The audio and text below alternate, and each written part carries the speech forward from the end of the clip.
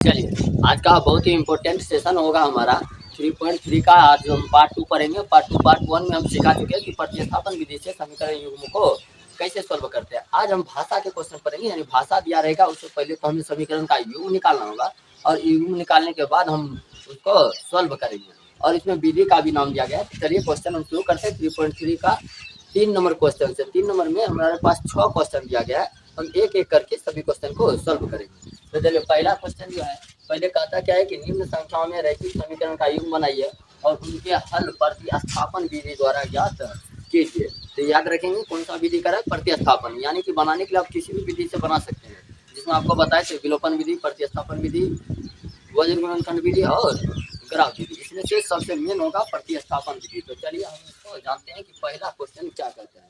चलिए पहला क्वेश्चन जो हमारा कहता है दो संख्याओं का अंतर जो है 26 है। यानी दो संख्या लिया गया है, एक बड़ी संख्या है एक छोटी संख्या है, दोनों का अंतर में ना घटाव जो होता है 26 दिया गया है। तो हम क्या करेंगे, इसमें हम शुरू से ही आगे पढ़ने की जरूरत नहीं, यहीं से मानना शुरू कर दें कि माना कि बड़ी संख्या जो है x मान लेंगे। क्या मान लेंगे, जो चीज़ हम नहीं जानेंगे ना उसको हम मान लेते हैं। मेन का सबसे यही मेन नियम होता है कि जो चीज़ हम नहीं जानते हैं उसको क्या करते हैं, मानते हैं। तो माना कि बड़ी संख्या x है तो छोटी संख्या को मान लेते हैं y है। छोटी संख्या क्या है हमारा, y है। चलिए हो गया। अब हम प्रश्न से चलेंगे और प्रश्न जिस प्रकार हमें बताएगा उस तरह से हमें काम करते चले जाना है और हमारा आंसर निकल जाएगा। क्या कह रहा है प्रश्न में कि दो संख्या है, तो दो संख्या मान लिए x है y है का अंतर हम कब निकलता है, तो बड़ी संख्या में से छोटी संख्या को घटा देते हैं, इसी को कहते हैं अंतर। और ये दिया कितना हुआ है, 26 दिया है, यानी 26। यही हमारा हो गया समीकरण फर्स्ट। समझ में आ गया। मेन चीज यही निकालना होता है कि हम समीकरण को निकाल पाए, और समीकरण हम लिख दिए तो समझिए क्वेश्चन का 90% भाग हम यहीं पर बना देते हैं। क्योंकि आपको विधि तो आता है, अगर समीकरण निकाल ही नहीं पाएंगे तो विधि लगाएंगे कहाँ। तो चलिए अब हम आगे पढ़ेंगे, पुनः प्रश्न से लिखेंगे और पुनः प्रश्न से लिखने के बाद क्वेश्चन को आगे हम पढ़ेंगे और देखेंगे क्वेश्चन आगे क्या कह रहा है। क्वेश्चन आगे कह रहा है कि और एक संख्या दूसरी संख्या के 3 गुनी है। याद रखिए कि हम 3.1 और 3.2 में दोनों में बताए थे कि जब भी तुलना किया जाता है ना तो हम दोनों को बराबर लिखते हैं। जैसे अभी तुलना किया कि एक संख्या जो है दूसरी संख्या के क्या गुना है, 3 गुना है। कौन होगा, बड़ी संख्या 3 गुना होगा। कि हम जब भी ऐसे तुलना करेगा तुरंत कर देंगे x बराबर में y, दोनों को बराबर कर दिए। अब क्या करा है कि एक संख्या यानी बड़ी संख्या छोटी संख्या के 3 गुनी है, तो हम छोटी संख्या में क्या कर देंगे, 3 से गुना। सबसे मेन भाग होता है क्वेश्चन का यही, जहाँ पर स्टूडेंट फंस जाते हैं और यहाँ पर गलती कर बैठता है। क्या करना है कि हमें कह रहा है कि बड़ी संख्या जो है छोटी संख्या से 3 गुना है, हम बराबर कर रहे हैं। बराबर कैसे करें, देखिए जैसे हमने कहा है छोटी संख्या 4 है तो बोले बड़ी संख्या कितना होगा, तो 3 गुना 12 होगा। हम कर रहे हैं दोनों को बराबर, कब बराबर होगा, जब हम छोटी संख्या में 3 से गुना करते हैं। समझ में आ गया, यही स्टेप सबसे मेन होगा। और इसको हम समीकरण क्या कर देंगे, सेकेंड। आप देखिए तो ध्यान से यहाँ पर x का मान ही हमें निकल चुका है। अब प्रतिस्थापन विधि तो आता है ना, अब यही x मान पुट कर देंगे समीकरण फर्स्ट में। क्या लिखेंगे, समीकरण फर्स्ट में x का मान रखने पर, x का मान रखने पर, चलिए समीकरण फर्स्ट में x का मान रखते हैं। समीकरण फर्स्ट है क्या, x माइनस का y बराबर में 26 है। अब यहाँ पर रखिए x का मान, x मान कितना है 3y माइनस का y, ये जो है उतारते चलिए सिर्फ। अब 3y में से एगो y घट जाएगा, यहाँ कुछ नहीं रहता है, एक रहता है, 3 में से 1 जाएगा, 2y बराबर में 26। अब देखिए y बराबर, ये दोनों के बीच कोई चिन्ह है तो गुना रहता है, उस पर जाएगा क्या हो जाएगा भाग, यानी बटा में 2 आके आ जाएगा 13। यानी कि हम यहाँ पर बनाते हैं इसको, y बराबर क्या आ गया हमारे पास, y बराबर आ गया 13। एक आंसर आपको निकल चुका है, छोटी संख्या निकल गया। छोटी संख्या y माने थे, छोटी संख्या को y माने, यानी छोटी संख्या कितना निकल गया 13। अब कहता है 3 गुना है, तो 3 गुना है तो 13 कितना होगा 39। लेकिन हम निकाल के दिखाइएगा कैसे। अब यही y को मान को कहाँ रख देंगे, समीकरण सेकेंड में। तो लिख देंगे समीकरण सेकेंड में y का मान रखने पर, y का मान रखने पर, चलिए समीकरण सेकंड क्या है, x बराबर 3y, x बराबर 3y, x equal to 3y, दोनों के बीच बताइए कौन चिन्ह, अभी बताए चार अक्षर के बीच कोई चिन्ह रहेगा गुना रहेगा, तो गुना दे देंगे। y का मान कितना आया 13, यानी x बराबर आ गया 13 39, और y बराबर कितना था, तो y बराबर 13 है, एक जगह करके लिख देंगे। आंसर यही हो गया, x बराबर 39 और y बराबर 13। अब देखते हैं क्या जांच कर सकते हैं इसको सही है या गलत है, या हम कैसे पता करें, इसको भी हम पता कर सकते हैं कैसे। तो आप देखिए यहाँ पर सवाल क्या कर रहा था कि दो संख्याओं का अंतर कितना है 26।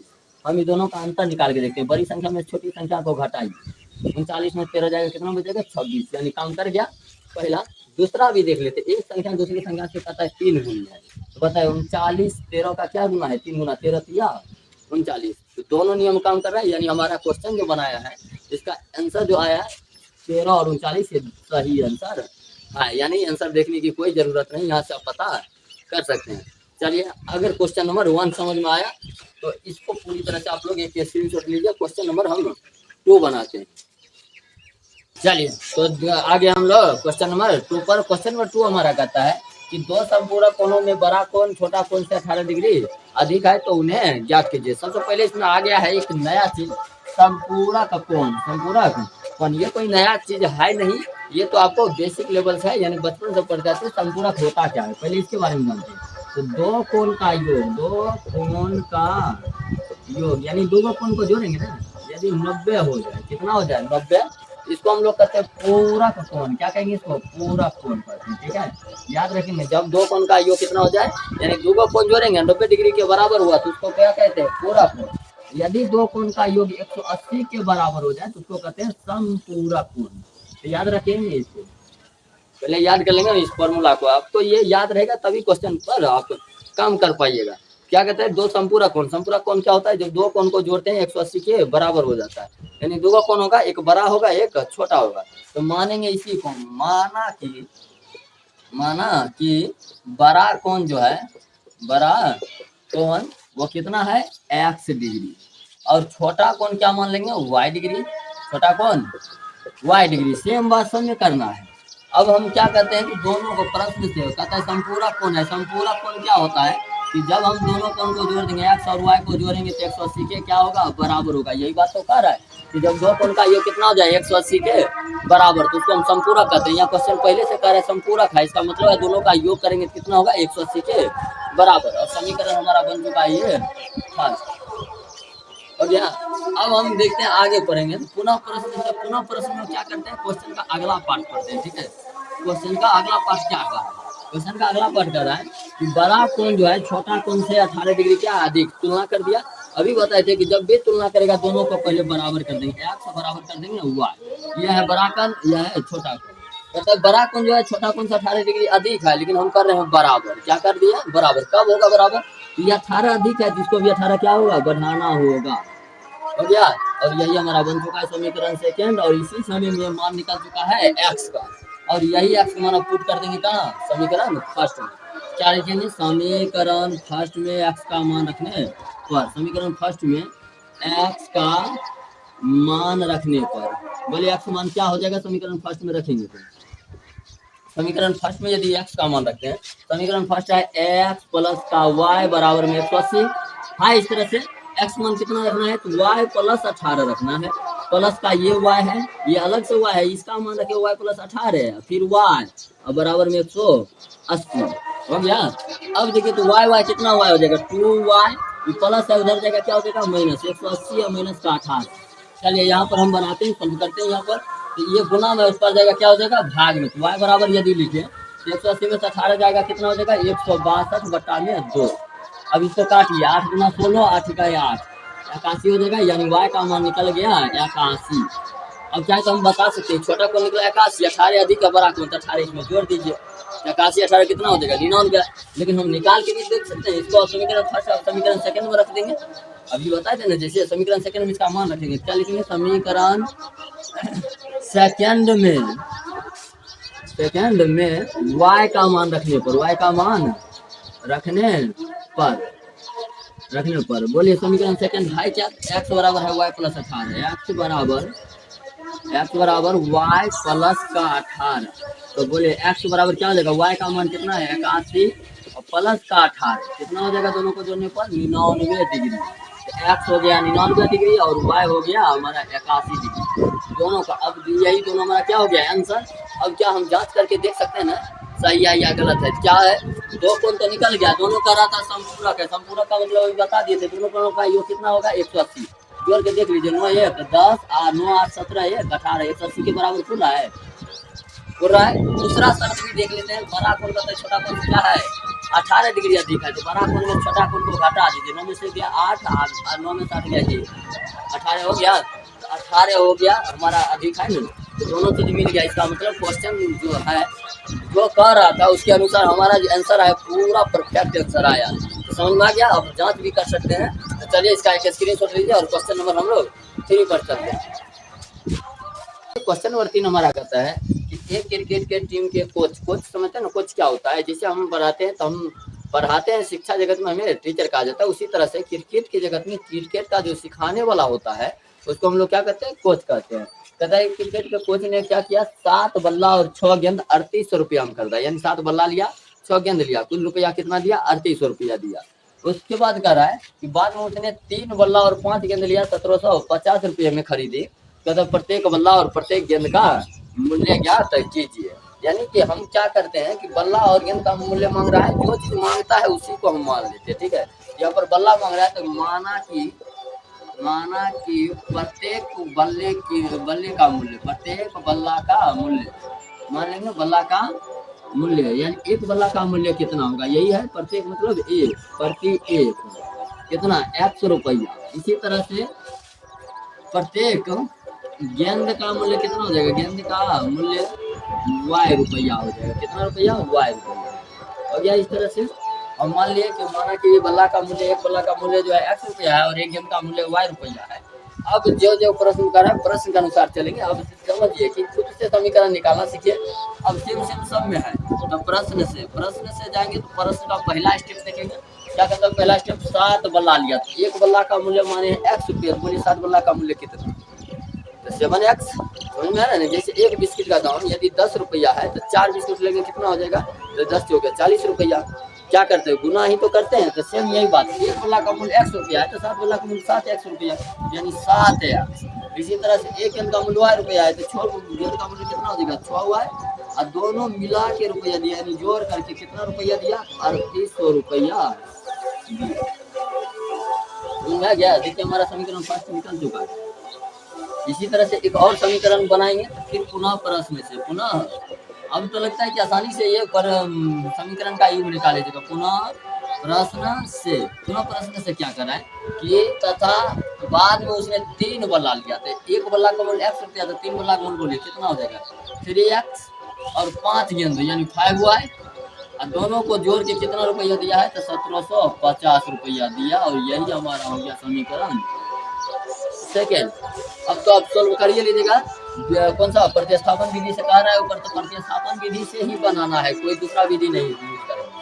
प्रतिस्थापन विधि में क्या करते हैं, एक समीकरण से बढ़ते हैं तो लिखेंगे समीकरण फर्स्ट से, एक समीकरण से बढ़ेंगे दूसरा में मान रखेंगे ना, फर्स्ट से करेंगे तो x का मान निकालते हैं, x का मान निकालने आता है 3800 है तो पहले 3800 लिख दिए, ये प्लस है इधर आएगा तो क्या हो जाएगा माइनस, ये तो हम 3.2 में तो खूब बढ़िया से सीखा है। चलिए बट्टा में कितना है 7, हाँ जी। अब इसको समीकरण कर लेंगे 3, समीकरण कौन सा कर लेंगे 3। अब इसी x का मान निकल गया, अब x मान समीकरण फर्स्ट से बढ़े ना तो सेकंड में रखना है, याद रखेंगे फर्स्ट से बढ़े कहाँ रखना है, सेकंड में, अगर सेकंड से बढ़ते तब कहाँ रखते हैं फर्स्ट में, बस यही रूल है, समीकरण फर्स्ट से बढ़ेंगे सेकंड में, सेकंड से बढ़ेंगे फर्स्ट में रखेंगे, तो फर्स्ट से बढ़े अभी तो अब सेकंड में रखेंगे x का मान, तो x का मान समीकरण सेकंड में रखने पर, समीकरण सेकंड में रखने पर, या उल्टा रखे लिख लीजिए इसको कि समीकरण सेकंड में x मान रखने पर, बात एक ही है। चलिए मान रखेंगे तो पहले समीकरण क्या है, 7x प्लस का 6y बराबर में 3800 है। सॉरी यहाँ पर समीकरण सेकंड लिखना था, समीकरण सेकंड क्या है 3x प्लस का 5y बराबर में 1750 है। अब यहाँ पर रखते हैं x मान 3 है, यहाँ पर लीजिए इधर 3 दे दिए, गुना देंगे तो यहाँ पर बहुत ज्यादा मान है, तो हम क्या करेंगे ब्रैकेट दे देंगे, ब्रैकेट दे दिए, दोनों के बीच गुना ही रहता है। x मान क्या है तो ये उतार दीजिए, 3800 माइनस का 6y बटा में 7 है, यदि x मान अब क्या है प्लस 5y, तो प्लस 5y अब बराबर में जो है उतार दिए 1750।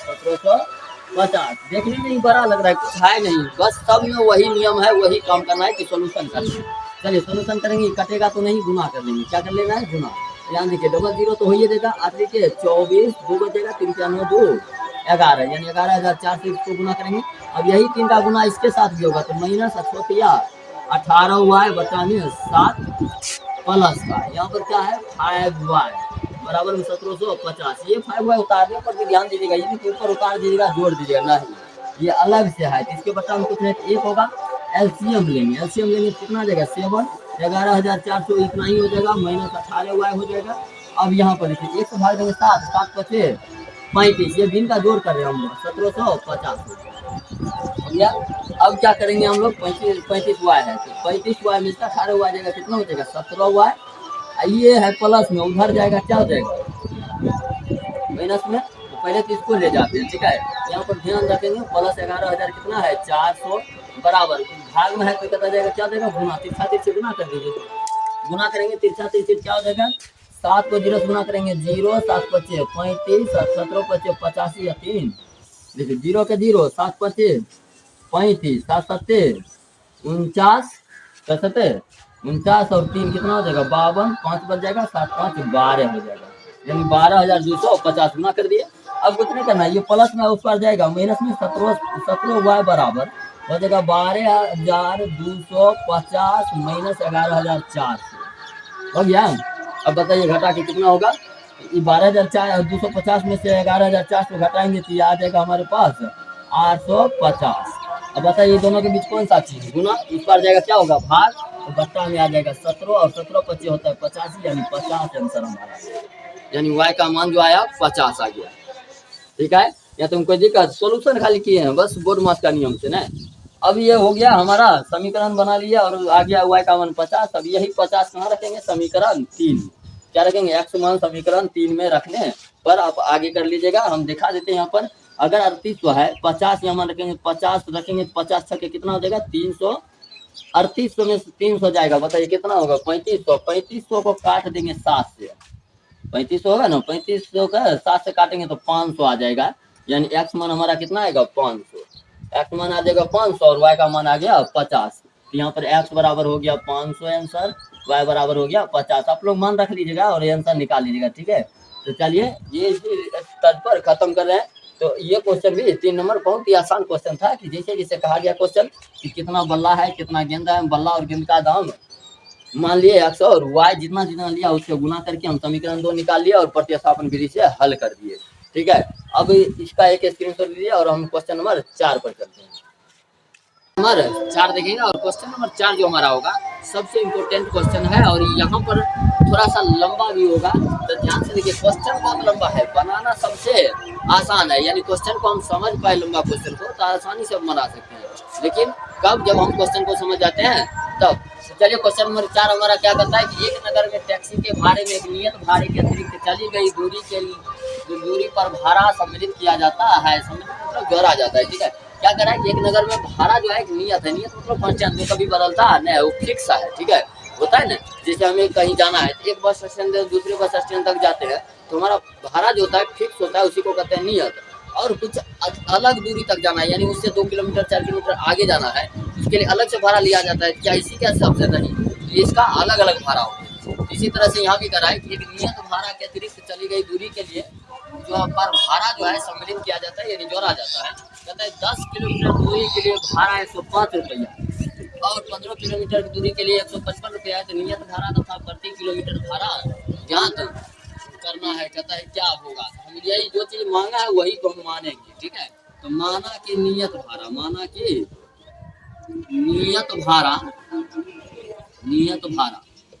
भाड़ा कितना है 100 रुपया मान लेंगे, तथा अतिरिक्त भाड़ा जो है हम क्या मानेंगे y मान लेंगे, अतिरिक्त भाड़ा y रुपया। ये मान लिया कि नियत भाड़ा जो है फिक्स भाड़ा जो है 100 रुपया है और उससे चली गई दूरी जो है y रुपया है, यानी प्रति किलोमीटर का, ठीक है। प्रति किलोमीटर 1 किलोमीटर जाता है तो y रुपया लगता है। इस तरह से हम मान लिए। अब प्रश्न से चलेंगे और प्रश्न क्या कहता है, प्रश्न से ये याद रखेंगे नियत भाड़ा कभी बदलेगा नहीं, ये हमेशा रहेगा ही, जो भी चला जाएगा बाहर, मतलब नहीं समझे। यहाँ से हम बस स्टैंड तक गए 100 रुपया भाड़ा है, 100 रुपया तो रहेगा ही। अब कहेगा 5 किलोमीटर जाना है आपको 100 रुपया और लगेगा, फिर 10 किलोमीटर जाएंगे 100 रुपया और लगेगा, तो वो कितना किलोमीटर हम जा रहे हैं उसका अतिरिक्त जोड़ते जाएंगे, ठीक है। तो प्रश्न में हमेशा लिख लेंगे हम नियत भाड़ा तो फिक्स रहेगा, जो भी अब जाना है दूरी उसको जोड़ा जाएगा, सम्मिलित में जोड़ा जाता है, भाड़ा को जोड़ा जाएगा। कहता है कितना किलोमीटर गए, 10 किलोमीटर। 1 किलोमीटर का भाड़ा कितना है, y रुपया। अतिरिक्त भाड़ा कितना, y रुपया। तो 10 किलोमीटर गया तो 10 y और बराबर में कितना रुपया देता है, 105 रुपया। और समीकरण ये हमारा फर्स्ट हो जाएगा। यहाँ पर बहुत सारे आदमी फंस जाते हैं कि x रुपया कहाँ से आए। x हमारा नियत है, कभी बदलेगा ही नहीं। जैसे हम पुनः प्रश्न से लिखेंगे तो अभी समझिए, इसको हम देख करके समझ सकते हैं, ठीक है। पुनः प्रश्न से कि प्रश्न क्या कर रहा है, नहीं कर रहा है, कोई मतलब नहीं रखिए, मत देखिए क्वेश्चन की ओर, चुपचाप x को लिख दे। गाय के नियत भाड़ा तो लगेगा ही, फिक्स भाड़ा है और फिक्स भाड़ा लगना ही है। अब जितना जाएगा वो हमें लिखना है। तो हमें जाना कितना है, यहाँ कहता है 15 किलोमीटर दूरी के लिए भाड़ा। तो 15 y बराबर कितना रुपया दे रहा है, 155 रुपया। यही हमारा समीकरण सेकेंड। समझ में आया समीकरण निकालना। अब हम कौन सा बनाएंगे, प्रतिस्थापन विधि।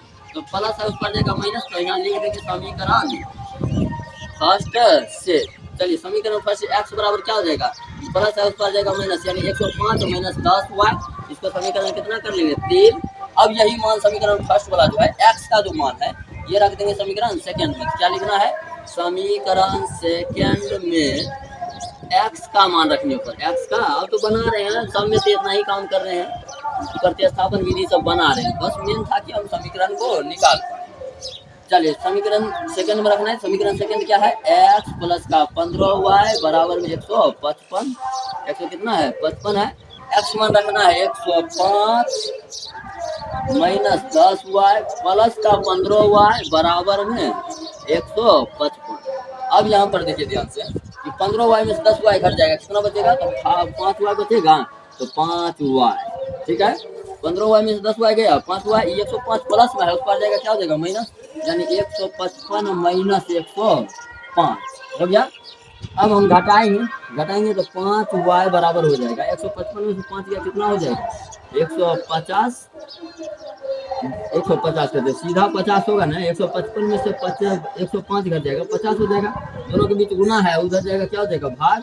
तो 50 बटा में 5 यानी 10 बचे, कितना होता है 50, यानी y का मान हमारे पास कितना आ गया 10, यानी अतिरिक्त भाड़ा जो है 10 रुपया। अब बता सकते हैं अब कि नियत भाड़ा कितना होगा, यानी बिना क्वेश्चन को आप क्वेश्चन से आप बता सकते हैं। देखिए क्वेश्चन कर 10 किलोमीटर गए, 10 किलोमीटर गए यानी 10 ढाई कितना रुपया लग गया, 100 कितने रुपया दिया, 105 रुपया। तो अतिरिक्त 21 हो रहा है, 105 दिया, इसका मतलब नियत भाड़ा कितना होगा, 105 में से 100 घटा देंगे, 5 रुपया ना भाड़ा लगा, तो नियत भाड़ा 5 रुपया है। समझ में आ गया।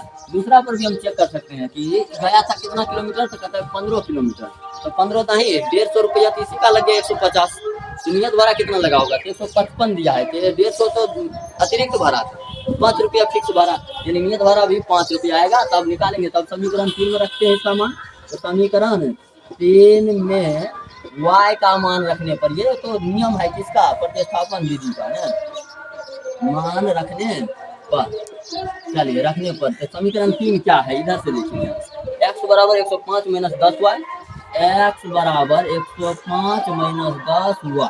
तो x बराबर 105 माइनस 10 गुना y का मान भी 10 है, तो 105 माइनस 10 ढाई के 100, 105 में से 100 घट जाएगा, क्या बचेगा, तो बच जाएगा 5, और यही आ गया हमारा x। तो नियत भाड़ा कितना हुआ, नियत भाड़ा हमारा आया 5 रुपया, और अतिरिक्त भाड़ा कितना आया 10 रुपया आया। क्या इतना ही पर खत्म है क्वेश्चन, ये दो तो आंसर हो गया। लेकिन और आगे क्वेश्चन कर रहा है कि नियत भाड़ा और प्रति किलोमीटर भाड़ा कहता है क्या है, तो बता दिए कि नियत भाड़ा जो है 5 रुपया है, अतिरिक्त भाड़ा जो है 10 रुपया है। लेकिन कहता है एक व्यक्ति को कितना किलोमीटर जाना है, 25 किलोमीटर यात्रा करने के लिए कितना भाड़ा देना होगा। अब ये निकालते हैं, अभी जस्ट जैसे बताए हैं वैसा ही करना है। क्या करेंगे कि कितना किलोमीटर जाना है, 25 किलोमीटर जाना है, तो नियत भाड़ा तो रहेगा, लीजिए यहाँ लिख देते हैं 25 किलोमीटर यात्रा करने के लिए भाड़ा, यानी कितना भाड़ा लगेगा। क्या करेंगे, नियत भाड़ा x रहेगा, ये कितना किलोमीटर जाएगा, 25 किलोमीटर, यानी 25 हुआ है। अभी यहाँ पर यही कहते हैं x नियत भाड़ा था, ये 10 किलोमीटर जाना था 10 हुआ है, 15 किलोमीटर जाना था 15 हुआ है, 25 किलोमीटर जाना है कितना 25 हुआ है। बस इसी का मान निकालना है। x मान बताइए कितना है, x मान है 5, तो 5 लिख दिए प्लस 25 और गुना दे देंगे, y का मान कितना है 10 हो गया। सॉल्व कीजिए, तो 5 प्लस 25 दाएं कितना हो जाएगा 250, 250 में 5 जोड़ेंगे 255, हमारा क्या हो जाएगा आंसर हो जाएगा। और यही निकल के आ गया कि 25 किलोमीटर की यात्रा करना है तो उसे 255 रुपया भाड़ा देना होगा। और इस प्रकार से हमें क्वेश्चन का आंसर निकल गया। चलिए अब क्वेश्चन नंबर हम 5 पर चलते हैं। आप इसका एक स्क्रीनशॉट लीजिए।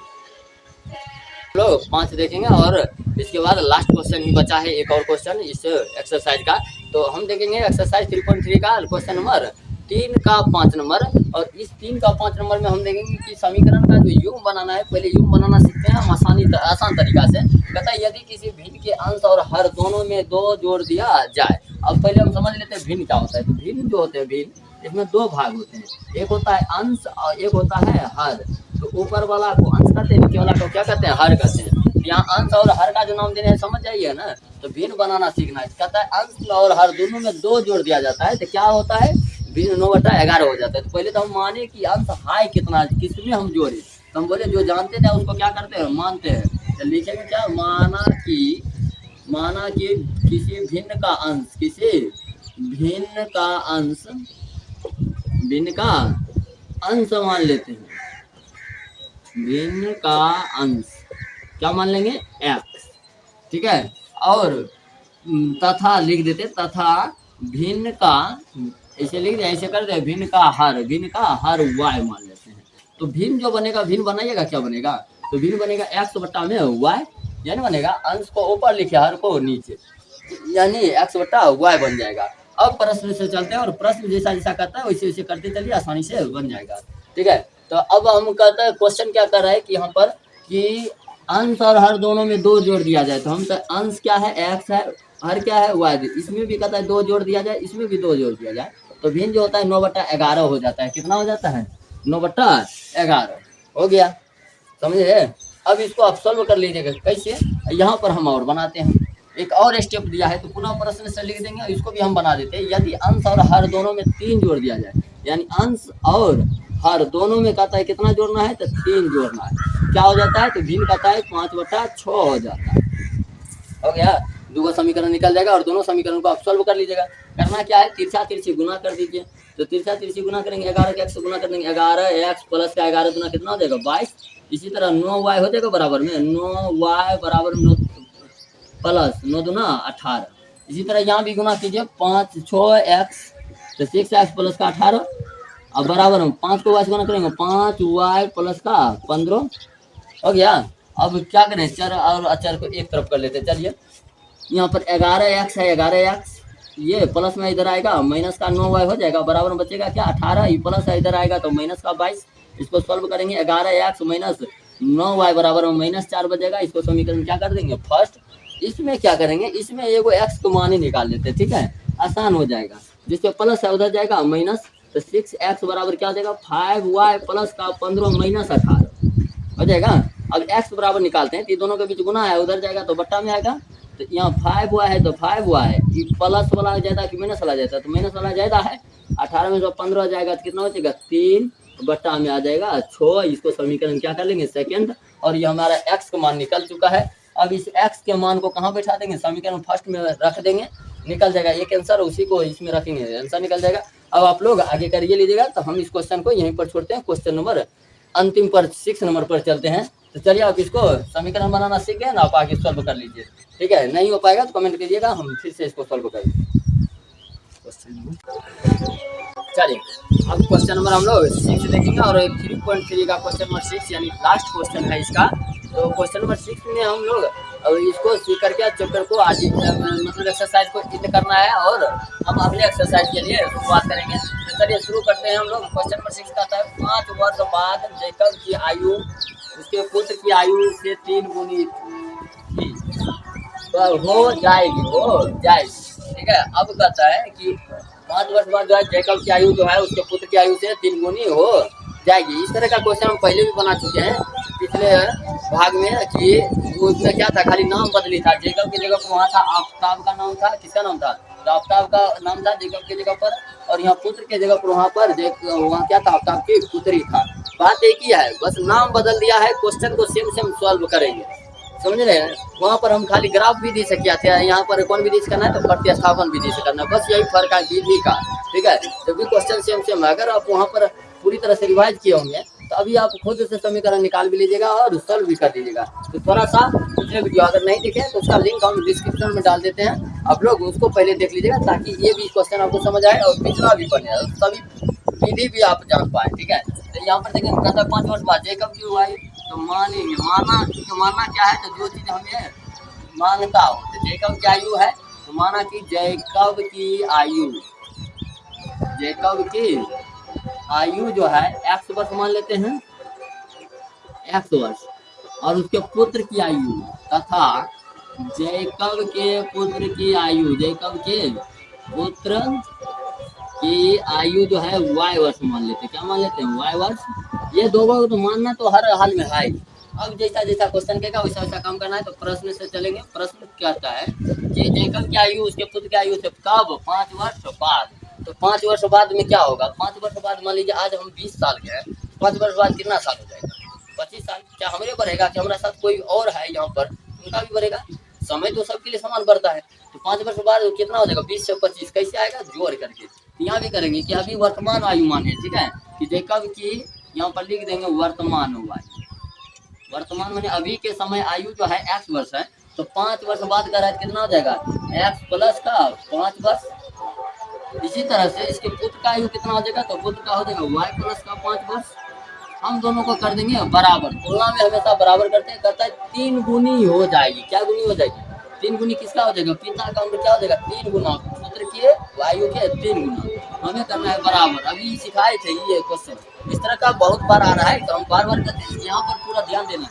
कहता है पिता का उम्र जो है 5 वर्ष बाद, पुत्र का भी 5 वर्ष बाद हो जाएगा। कहता है कि पिता का उम्र 3 गुना है, हम कर रहे हैं बराबर। तो इसमें क्या करना होगा? 3 से गुना, 3 से गुना। अब हो गया x प्लस का 5 बराबर 3y प्लस का 15, प्लस इधर आएगा माइनस x प्लस माइनस हो जाएगा 3y, इधर 15 है, प्लस में 5 है, तो इधर आएगा क्या हो जाएगा? माइनस। तो 15 में 5 घटा के लिख दीजिए 10। समीकरण क्या आ गया? फर्स्ट आ गया। अब चलेंगे पुनः प्रश्न से। पुनः प्रश्न यानी दोबारा हम प्रश्न को अगला जो है स्टेप पढ़ते हैं। पुनः प्रश्न से क्या करें? 5 वर्ष पहले। अब पूर्व मैंने क्या होता है? पहले। 5 वर्ष पहले, तो 5 वर्ष आज 20 वर्ष क्या है? 5 वर्ष पहले क्या साल होंगे? 15 साल। यानी घटाएंगे तो उम्र घटेगा तो क्या होगा? वर्तमान आयु जेकब का कितना है? x वर्ष। तो 5 वर्ष पहले कितना होगा जेकब का आयु? तो जेकब का आयु हो जाएगा x माइनस का 5। इसी तरह इसके पुत्र का आयु कितना होगा? तो y माइनस का 5। दोनों को तुलना कर रहा है, तो हम क्या कर दिए? बराबर कर दिए। क्या कहता है? 7 पूर्व जेकब की आयु उसके पुत्र की आयु के कितना? 7 गुनी थी। कितना गुनी थी? 7 गुनी। 7 गुना है तो इसमें 7 से क्या करना होगा? गुना करना होगा। अभी देखिए यहाँ पर वैसे ही सेम यहाँ हो गया। क्या देगा? x माइनस का 5 बराबर में 7 y माइनस 35 हो जाएगा। अब बताइए तो माइनस उधर जाएगा, क्या हो जाएगा? प्लस का x बराबर 7y माइनस 35 प्लस 5, यानी x बराबर जो आएगा 7y माइनस का 35 में 5 जाएगा, कितना बचेगा? 30। समीकरण क्या कर देंगे? सेकंड। अब यही x मान कहाँ पुट कर देना है? समीकरण फर्स्ट में। देख लीजिए x मान निकल चुका है, यानी प्रतिस्थापन विधि में यही करना है, एक मान को दूसरे जगह पुट करना रहता है।